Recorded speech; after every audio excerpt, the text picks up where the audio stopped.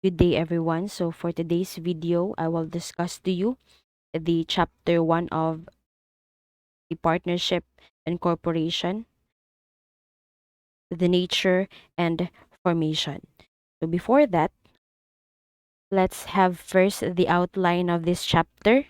We will be discussing the definition and nature of partnership, characteristics of partnership, its classification, the kinds of partners, contract of partnership, and the formation.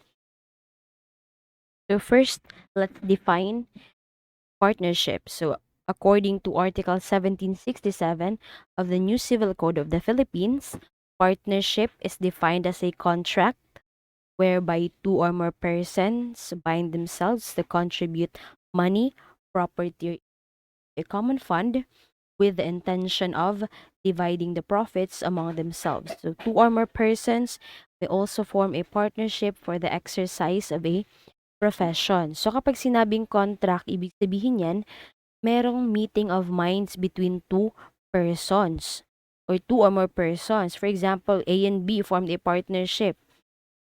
Nagkaroon ng agreement between them na magpo-form sila ng partnership. So,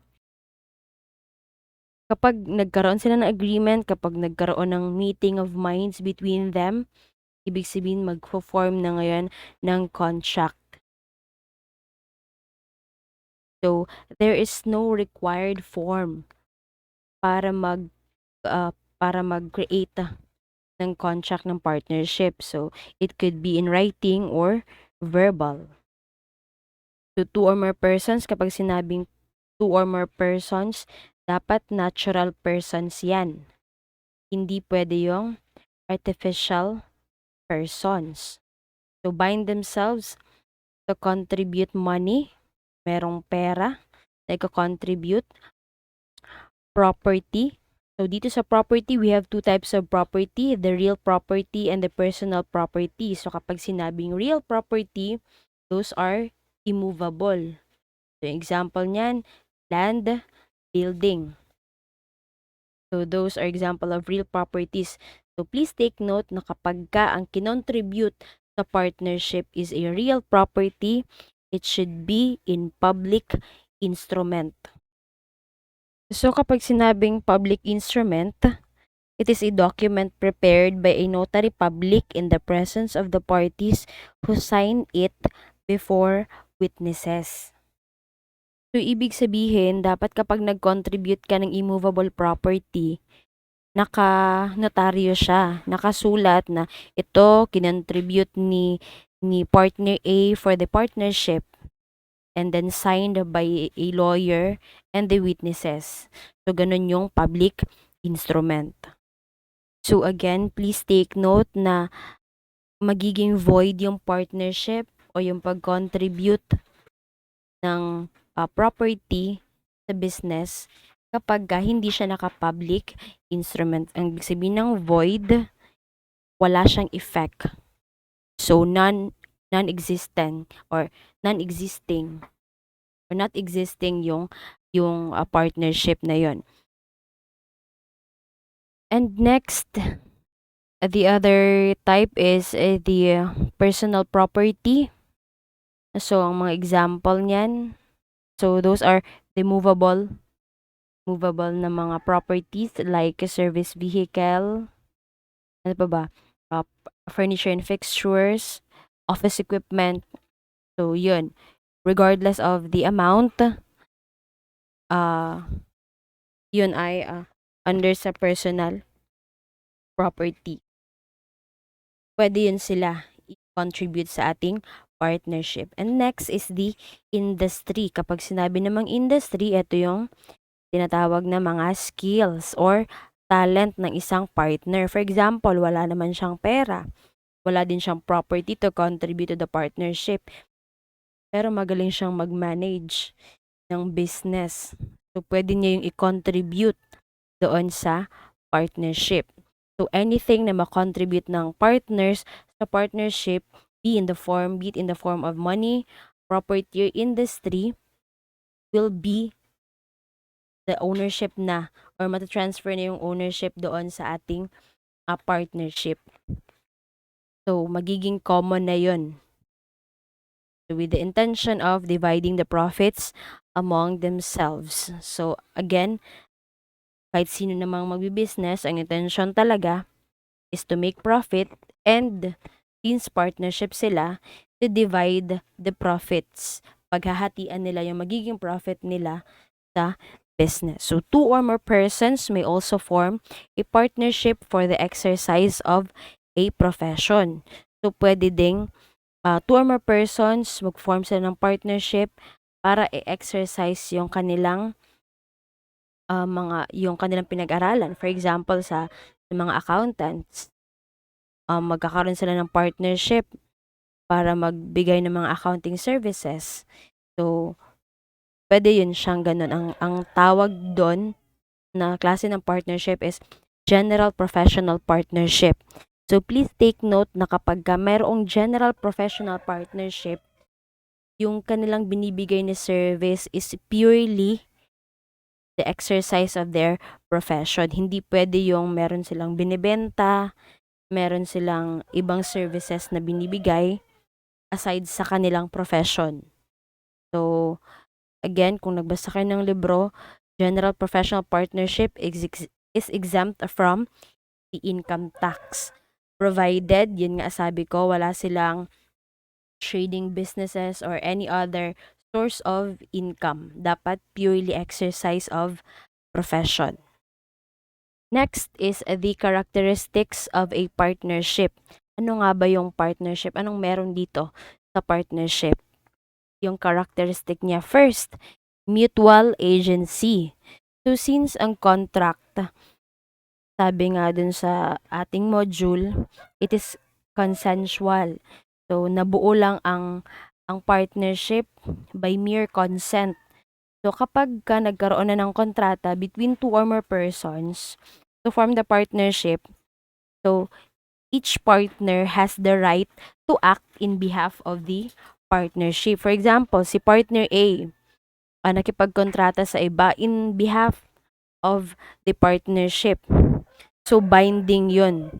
It is considered binding in behalf of the partnership as long as expressed yung kanyang authority to do such action.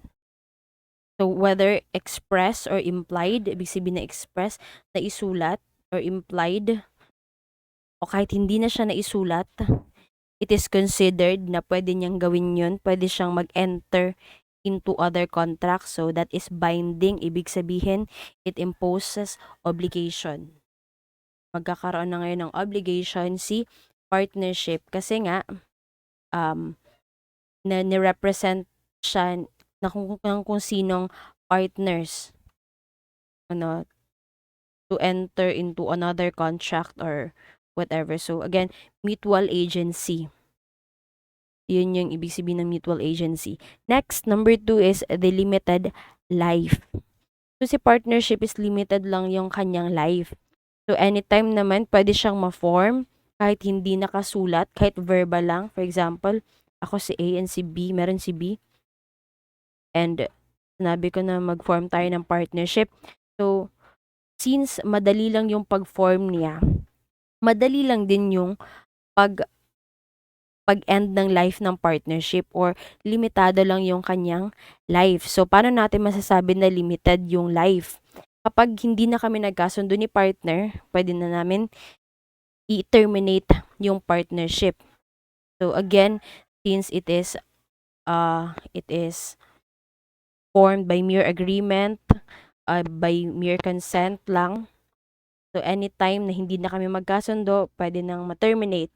Or if, kapag gusto nang kumalas ng isang partner, and kapag, for example, na bankrupt, or na merong partner na namatay, hindi naman fully terminated, but it will dissolve the partnership.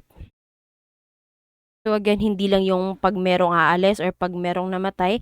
Pwede din kapag, for example, kami ni A and B nag-form ng partnership and then merong papasok or merong mag-admit na bagong partner, that will lead to the dissolution of the partnership. So, mawawala yung old na partnership and magkakaroon ng bagong partnership. Next is the limited or unlimited liability.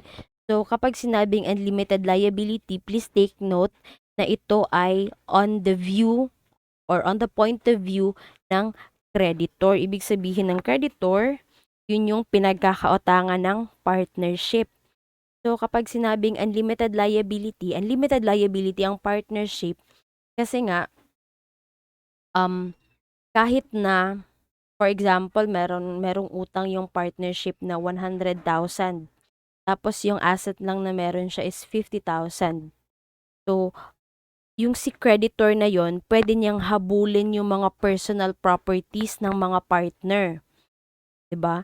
So, since 50,000 lang yung asset ng business or ng partnership, so meron pang kulang na 50,000.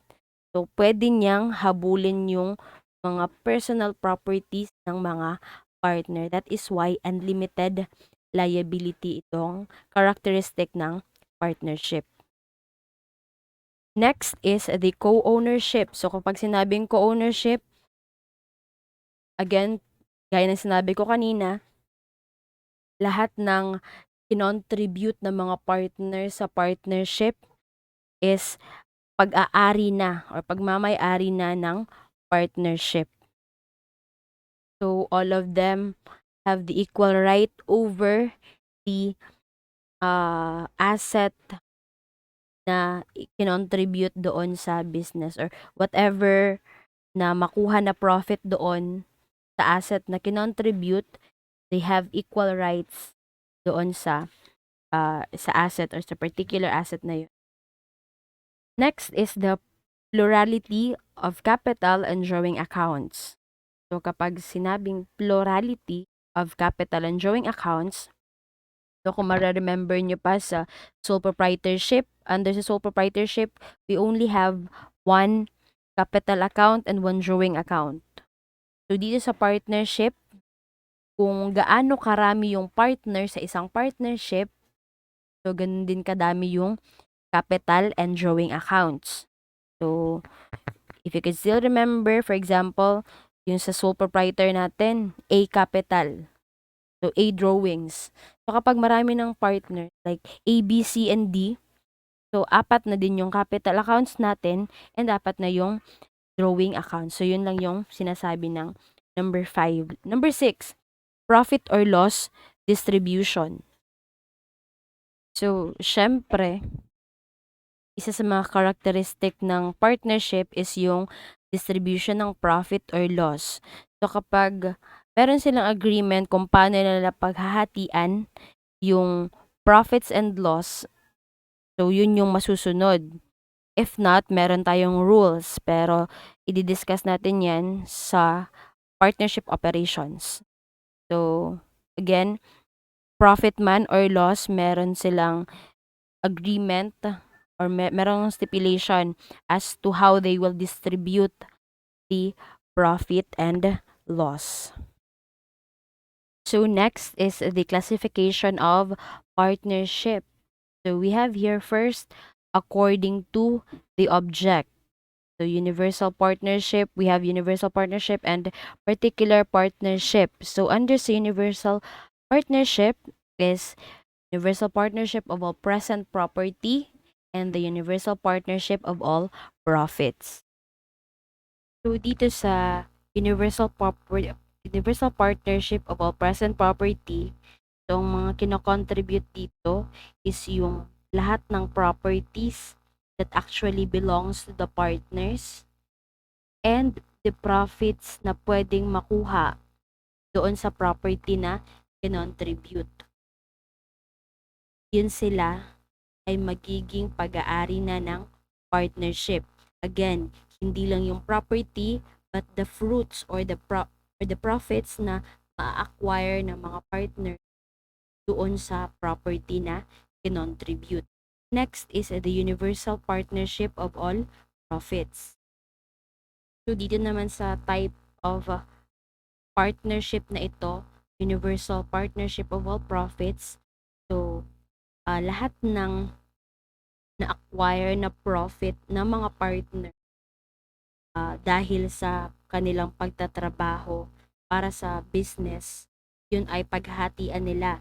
Pero yung mga movable or immovable property na kinontribute doon sa partnership ay pag-aari pa rin ng mga partnership or ng pag-aari pa rin ng partners exclusively for themselves kasi nga yung according to object natin is universal partnership all profit.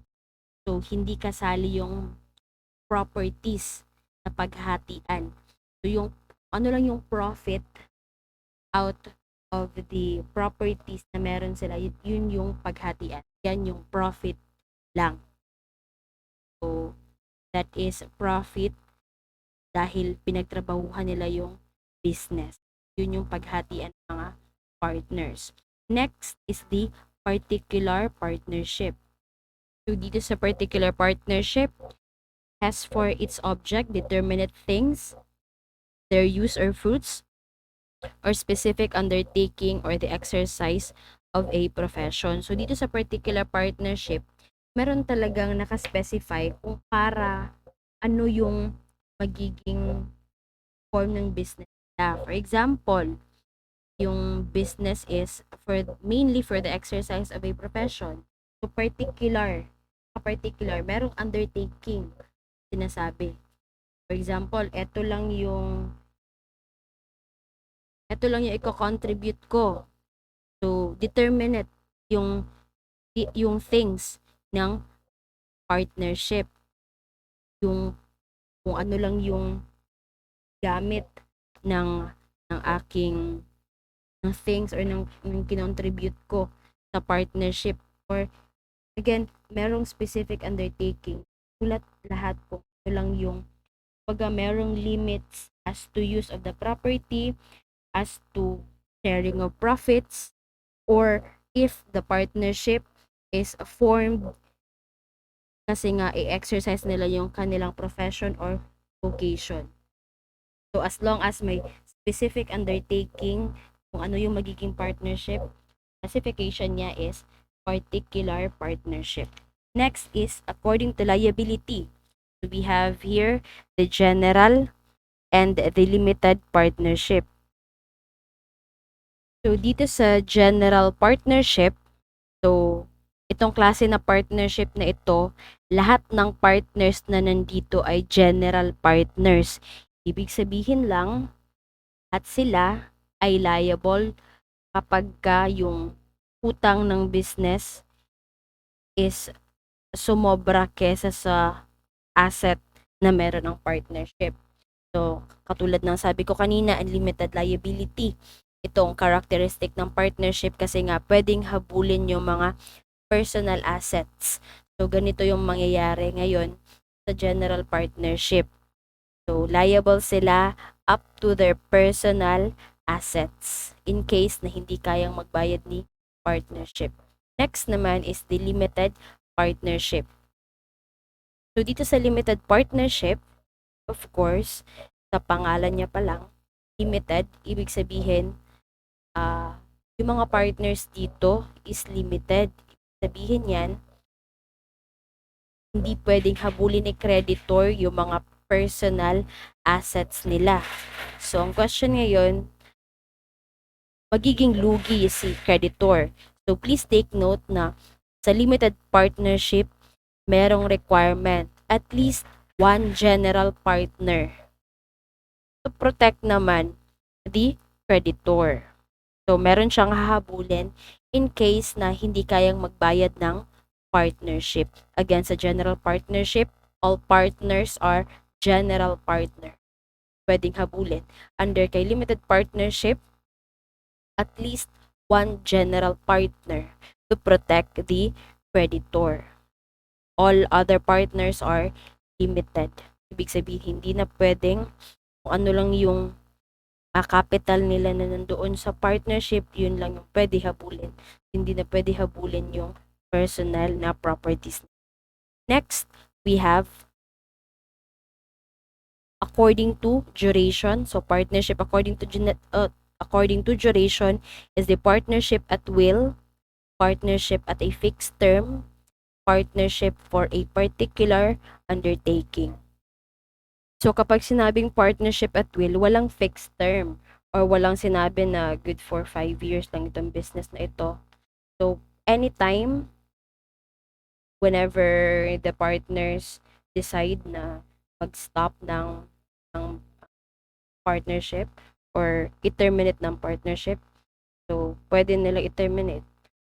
So yung tawag doon is partnership at will. So no fixed term, no anything na particular undertaking or stipulation or yung napagkasunduan nila as to the duration of the partnership. Next is partnership at a fixed term. So meron kasi mga partnership na um na nag-a-agree na merong fixed term. For example, nagkasundo ang mga partners na mag-exist lang for 10 years kapag na-achieve na nila yung goal nila. So, partnership at a fixed term or merong kumbaga life or period yung existence ng partnership na naagrihan ng lahat. Next is the partnership for a particular undertaking. So it is one where it will exist until the purpose is accomplished. So mag-i-exist sila hanggang sa ma-accomplish nila yung gusto nilang maabot, yung purpose ng kanilang partnership. So, ang example nito mga particular undertaking. So, for example, bumuo ng partnership si A and B. So, nagkaroon sila ng particular undertaking na matatapos lang yung partnership nila kapag natapos nilang magawa ang 300 tables ng kanilang customer. So, kapag natapos nila yung 300 tables nila, mawawala na yung or ma-determinate na yung partnership. So, yun yung sinasabing for a particular undertaking. Next is according to representation to others. So, meron tayo dito ordinary partnership and partnership by estoppel. So, dito sa ordinary partnership, ito lang yung definition natin ng partnership, yung two or more person bind themselves to contribute money, property, or industry. So, lahat ng partners dito is legal talaga na partners ng partnership. Wherein, dito naman sa partnership by estoppel, ibig sabihin yan, one person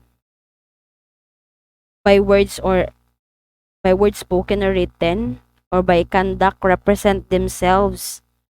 So, magbibigay na lang tayo ng example dito. For example, merong ABC partnership. So, si A, B, and C are partners. And then, subsequently, merong isang tao, say si X, nirepresent niya ang kanyang sarili na part ng ABC partnership. Again, yung partners lang ng partnership is si A, B, and C. Pero si X, nagrepresent siya na siya ay kasali sa partnership. So, for example, nagrepresent si X kay Y o sa ibang tao. Partner ako. Isa ako sa mga partner ng ABC partnership. For example, kay Y. And then ngayon si Y, kinonfirm niya kay A, B, and C kung totoo ba na partner si X doon sa partnership. And then kapag nag-confirm naman si A, B, and C, so, ang ibig sabihin lang nun, kung ano man yung maging damage sa part ni Y sa pag-confirm ng A, B, and C partners is magiging liable yung partnership. Kasi nga, nag-confirm sila na kasali si X sa partnership nila where in fact, hindi naman talaga.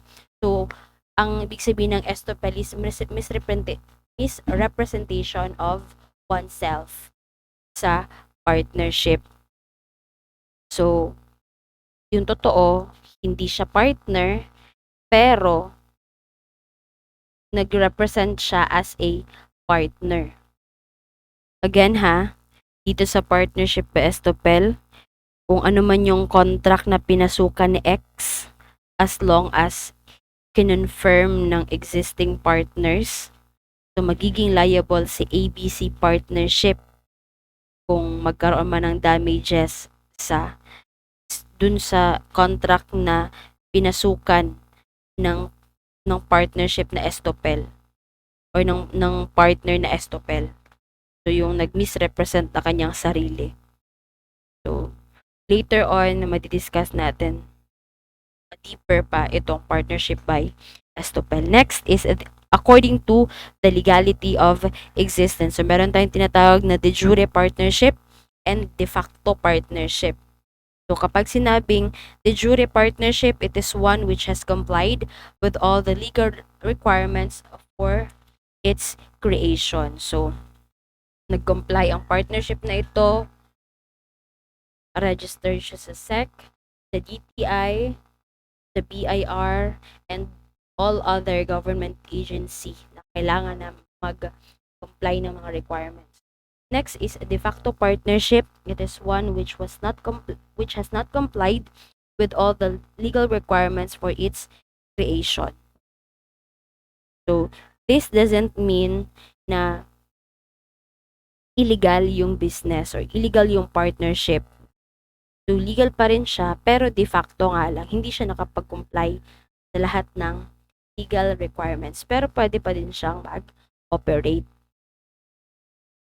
Next is the kinds of partners. So first, as the contribution, meron tayong capitalist partners, industrial partners, capitalist industrial partners. So dito, kapitalista. Sila yung nagbibigay ng pera or pang-capital. Sila yung nagko-contribute ng money, property. Ito yung tawag sa capitalist partner. Industrial partners naman, ito yung mga walang ibinigay kundi ang kanilang skills, talents, and time, ganun, para sa business. And kapag sinabi namang capitalist, sila na ang lahat. So, sila na ang nag-contribute ng money and their talents and skills para sa partnership. Number 2, as to liability, meron tayong tinatawag na general partners, one which is liable up to their personal assets na pwedeng habulin ni creditor kapag na-exhaust na yung assets ng partnership. And next, the limited partners. Ito yung mga partners na pa-safe. So, ano lang yung na-contribute nila sa business, yun lang yung pwedeng kunin ng creditor. Next is as to management, managing partners, the silent partners, and the liquidating partners. So, kapag sinabing managing partners, those who manage actively the business or the affairs of the partnership. The silent partners, those who do not take active part in the business or affairs of the partnership, though they share in the profits or losses.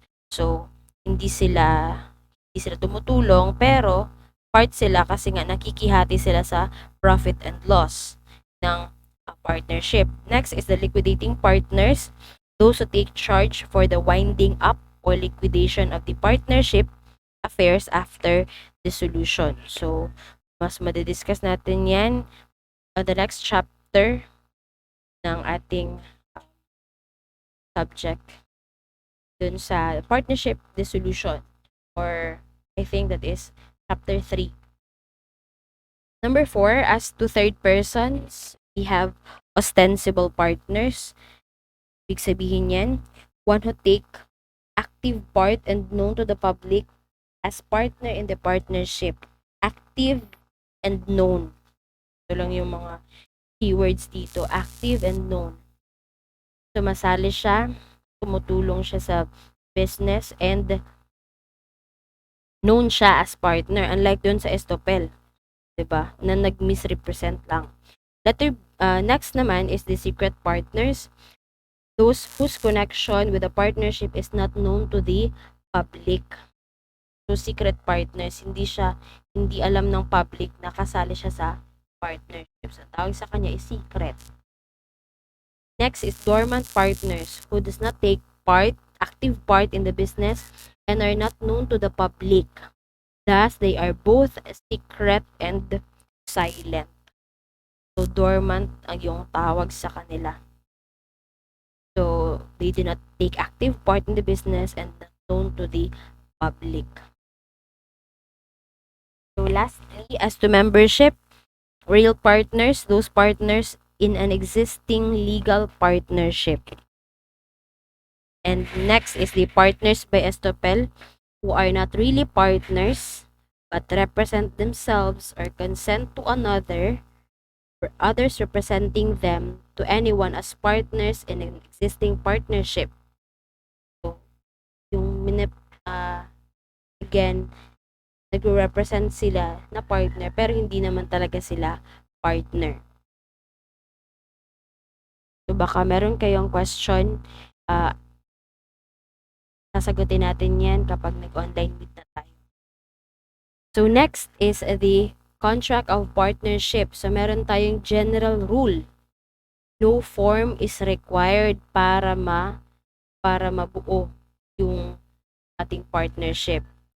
So, thus, the contract may be oral, yung through words lang, nagkausap lang, at nag-form na agad ng partnership, or in writing, or nakasulat talaga.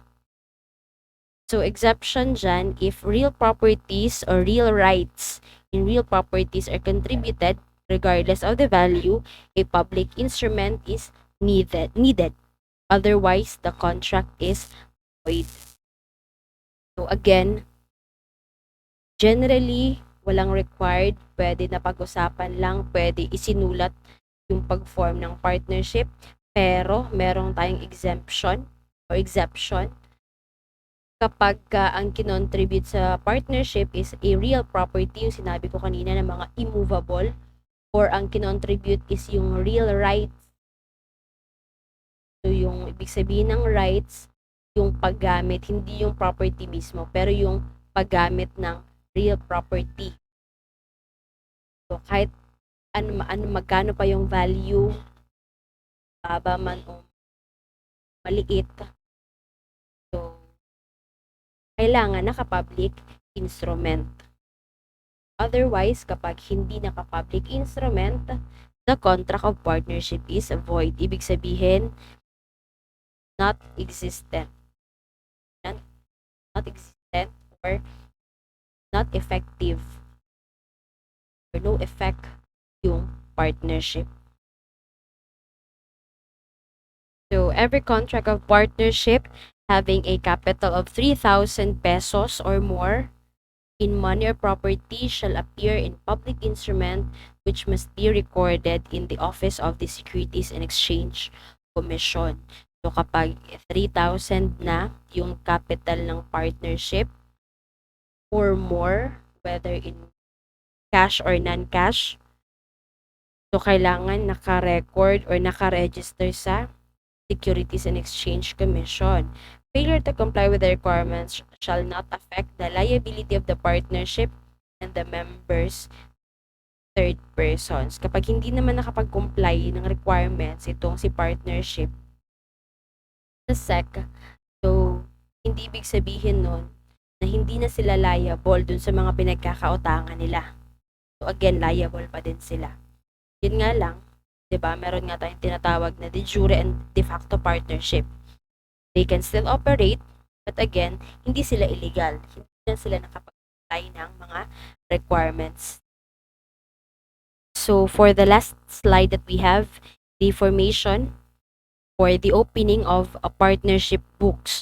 So, kapag nag-form ng business or kapag nag-form ng partnership, pwede kasi yan, dalawang individual na walang business magpo-form ng partnership, and meron ding meron ng existing business or meron ng sole proprietor, tapos merong isang individual, mag-form sila ng partnership. So, dito tayo sa left side, starting a business. So, kapag wala naman silang business, like both are individual, nire-record lang nila yung investment nila. So, ganito yung pag-open ng partnership book. Kapag ka naman merong sole proprietor or dalawang sole proprietor na nagkasundo na maging partners, so i-adjust nila yung kanilang sole proprietorship na book at fair value. So alam naman natin yan, yung mga non-cash assets, yung mga properties nila, i-adjust yung nasa sole proprietorship book at fair value. And then, after ma-adjust sa capital nila, i-close yung sole proprietorship book kasi nga mag-open ng bagong book for the partnership. So, after mag-adjust and ma-close yung sole proprietorship na book, mag-o-open na or magre-record na ng initial investment by the partners in the partnership. So, take note that in case of non-cash assets, kapag non-cash assets yung kinontribute sa business, it is measured and recorded at fair value on the date of transfer. So, I have here an illustration para sa pag-start ng business, and the other one is yung meron ng existing na business, yung sole proprietorship to partnership. So, ibibigay ko naman sa inyo yung copy ng module na ito. Please answer it because we will discuss and I will ask you for the entry or for the journal entry of this problem. So, please, you answer it and we will discuss it or the answers scheduled period. So, thank you and I hope meron kayong natutunan. Next na video lecture ko is proceed na tayo sa formation talaga, yung accounting for partnership formation. So please watch, like, and subscribe my YouTube channel, Accountant Not an Expert, for more video discussion. So thank you and God bless.